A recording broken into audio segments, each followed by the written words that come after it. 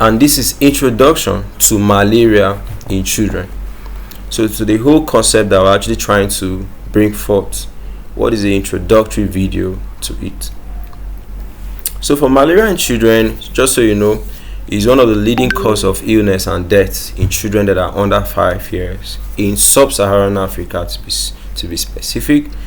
So despite progress in trying to prevent it and treat it, it still remains a heavy burden to us. Okay, so let's talk about the causes. It's usually caused by the Plasmodium parasite, especially the Plasmodium falciparum. Okay, it's transmitted when you are bitten by a female Anopheles mosquito. Okay, then sometimes it can be transferred to you by your mother. That's called a congenital malaria. You can also get it through blood transfusion. That's why they usually always say they should screen blood to be transfused, sometimes organ transplant.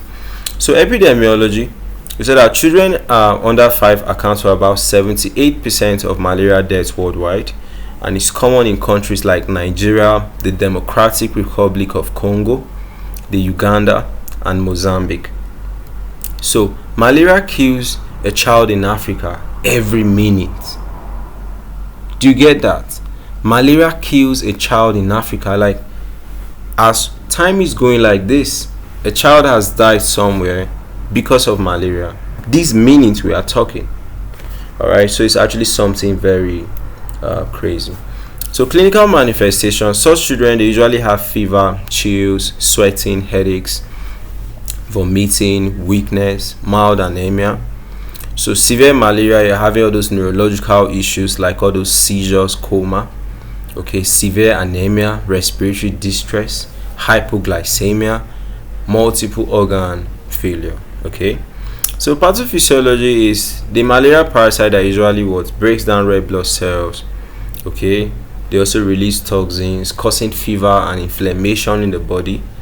So destruction of red blood cells is what actually leads to what? Anemia. And destruction of the red blood cells leads to pooling of red blood cells in the spleen, which usually leads to splenomegaly in children that have anemia. So if you want to have malaria, so if you want to diagnose it, you do all those microscopy tests where you culture the blood, rapid diagnostic test, polymerase chain reaction test. So treatment, you use the artemisinin base combination therapy. Then for severe malaria, you give intravenous artesunate. So that's what we have for this. It's a way of introduction.